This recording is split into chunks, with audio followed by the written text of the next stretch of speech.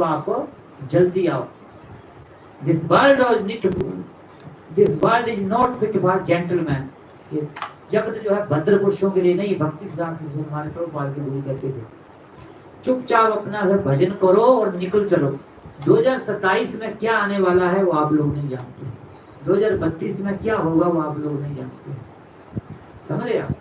पदम पदम विपदाम यत तेषाम। यहाँ पग पग पर संकट है। अब संसारिक हो तो ये चीजें तात्पुरती ठीक है, तो वो भी जरूरी है, ऐसा नहीं। आपके लिए ये जरूरी है। साधु के लिए तो लोटा और लंगोटा कहीं भी लेके चले जाओ, पर इस तरह रहना कि वो याद रखना। जैसे कि पायलट होता है, जब वो विमान उड़ाता है तो उसको अपने डेस्टिनेशन जो गोल का पता होता है कि मुझे अगर बीच में कोई प्रॉब्लम आ जाती है तो विमान को कैसे भले आधा घंटा भी घुमाएगा कैसे उसको, लेकिन उसको अपने डेस्टिनेशन का पता हो, उसको सीखा, उसने तैयारी किया है। तो वो गोल हमको याद रखना है।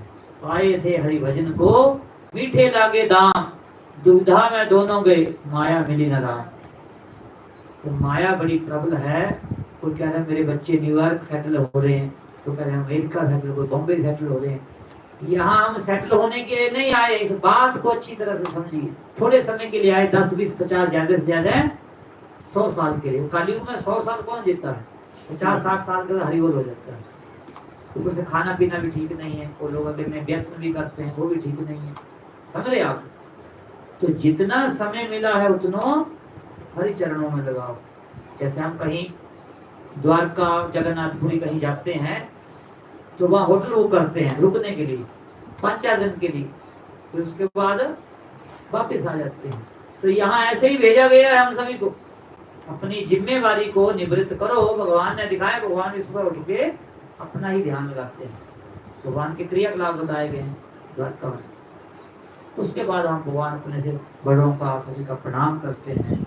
एक बार नाग मुनि आ जाते हैं, जब हमने बताया सियासत से उठ के भगवान नीचे उतरते हैं, अपने आसन पे बिठाते हैं, उनका पाद प्रक्षालन करते हैं, जल पीते हैं। संत मुनि आए घर में तो महाराष्ट्र में कहावत भी है, साधु संत ये घरी तो दिवाली दशहरा। जब साधु संत घर में आते हैं तो वही दिवाली और दशहरा तो तीर्थ हो जाता है। और विद्रोह के लिए तो कहते हैं तीर्थी कुर्वंती तीर्थानी। तो युधिष्ठिर महाराज कह रहे हैं आप चलते फिरते तीर्थ हो। जब गंगा मैया, जब नीचे बोले गंगा मैया की तो बताया गया है शास्त्र में कि गंगा मैया का नाम उच्चारण करने से, स्मरण करने से भी नहाने का फल मिल जाता है। समझे आप?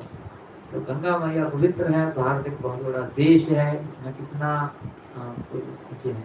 तो गंगा मैया 2 कारणों से नीचे नहीं आना चाहती थी। पहले वो स्वर्ग में बैठती थी।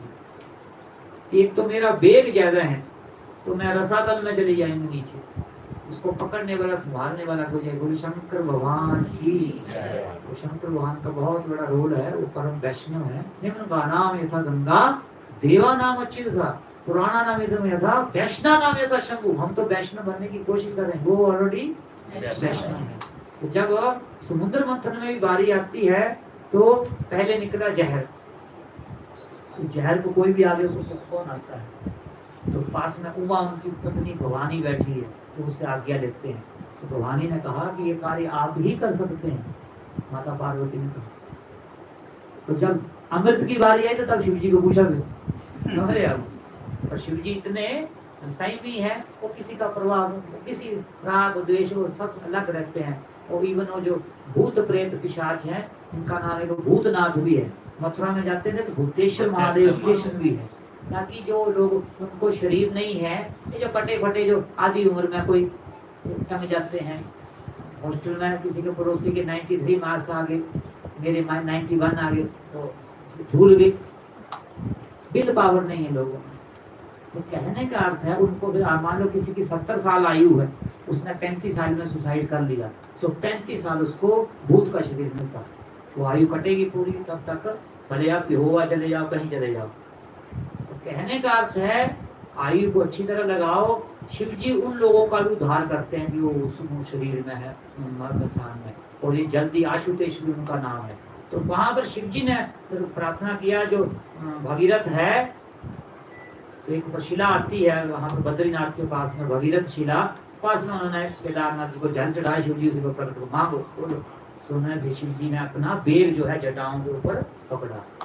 और दूसरा कारण गंगा इसलिए नहीं आना चाहती